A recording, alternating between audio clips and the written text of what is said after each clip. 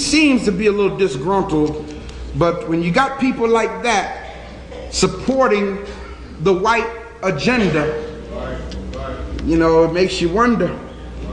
They might be able to put somebody who looks black in the Oval Office. It says, at the discretion of the president, King Alfred is to be put into action when?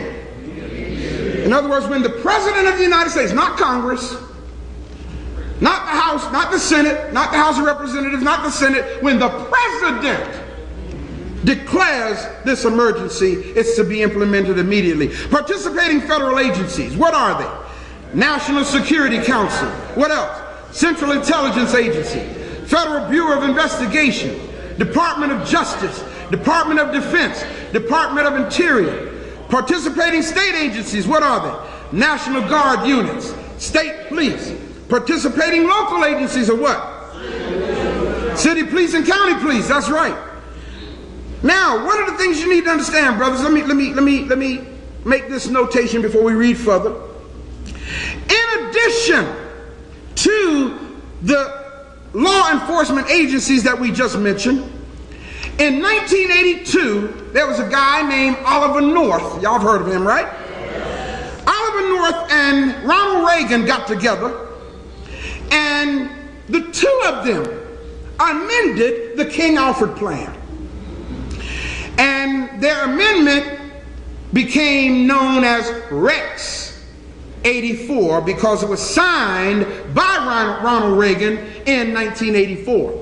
Now, the original plan was signed by Lyndon Baines Johnson, but Ronald Reagan amended it to include the Hispanic population. Originally, it was, what we're going to read, it was just written for blacks.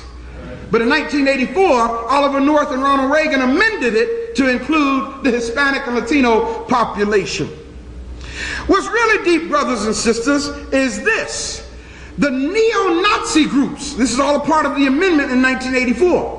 The neo-Nazi groups in Texas, Louisiana, and Mississippi, along with state militia groups like the Missouri militia, the Michigan militia, the Minnesota militia, all of these white paramilitary groups that have their training grounds out in the woods and stuff that y'all, I'm sure y'all know about that, right? I hope you know about that.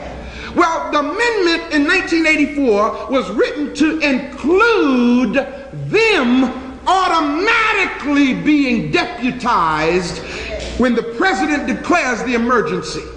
And all of these other groups will be deputized by the federal government to round up blacks and Hispanics for encampment. This is not good news, brothers and sisters. I'm not here to make you feel good today. I'm here to make you aware today. Y'all hear what I'm saying? Now, brothers and sisters, if y'all are thinking for a moment that there's going to be worldwide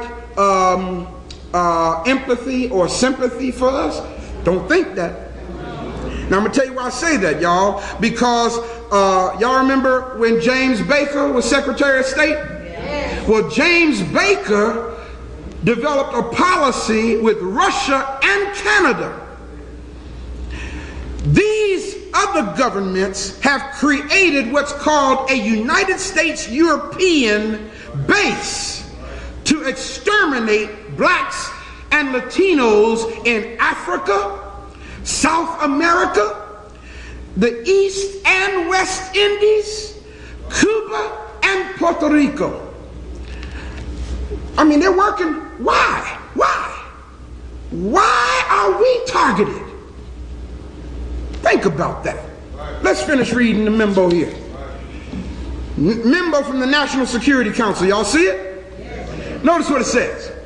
Even before 1954, when the Supreme Court of the United States of America declared unconstitutional separate educational and recreational facilities, racial unrest and discord had become very nearly a part of the American way of life. But that way of life was repugnant to most Americans. Since 1954, however, that unrest and discord have broken out into widespread violence, which increasingly have placed the peace and stability of the nation in dire jeopardy. This violence has resulted in loss of life. Y'all remember the riots in the 60s, right? Okay, this violence has resulted in loss of life, limb, and property, and has cost the taxpayers of this nation billions of dollars, and the end is not yet in sight. This same violence has raised the tremendously grave question as to whether the races can ever live in peace with each other. Each passing month has brought new intelligence. Now check this out. That despite new laws passed to alleviate the condition of the minority still is not satisfied. Now who y'all think the minority is here? Black folk, right? Demonstrations and rioting have become a part of the familiar scene. Troops have been called out in city after city across the land, and our image as a world leader severely damaged. Our enemies press closer, seeking the advantage, possibly at a time during one of these outbreaks of violence. The minority has adopted an almost military posture to gain its objectives,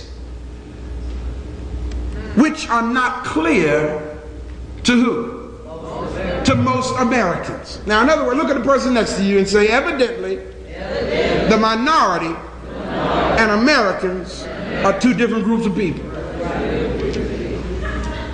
In this document, anyway, when it says the minority has adopted an almost military posture, they're talking about the organization like the Black Panther Party. You follow what I'm saying? The Black Panthers stood out there in LA with shotguns and handguns and stood face to face with the police department saying, we ain't gonna have this here. That was adopting a military posture, and they had to do something about it. It's expected, therefore, that, now check this out, when those objectives are denied the minority, what does it say, people? Racial war must be considered inevitable. Now here we go. Read this with me. When that emergency comes, we must expect the total involvement of all 22 million members of the minority, men, women, and children. For once this project is launched, its goal is to terminate once and for all the minority threat to the whole of the American society and indeed the free world. That's some serious programming. Now, of course, it says 22 million members, y'all, and that's because that was the amount of blacks in the country back in the early 60s. You take it and apply it to today, it's a lot more. Chairman, National Security Council. Next memo, preliminary memo from the Department of Interior. Under King Alfred, the nation has been divided into what? 10 regions this country's been divided into for the purpose of implementing their plan. In case of emergency, notice what it says. Minority members. What people? Minority members. Now again, this has been amended in 1984 to also include Hispanics now and white sympathizers. Minority members will be evacuated from the cities by federalized National Guard units, local and state police, and if necessary, by regular units of the armed forces using public and military transportation. Read it now. What does it say? And detained in nearby military installations until a further course of action has been decided. Brothers and sisters, in case y'all did not know, June 27th, 1988, George Bush Sr. What date did I just say? June 27th, 1988. George Bush Sr. signed a document, an order proposing that military bases be turned into prisons. This Look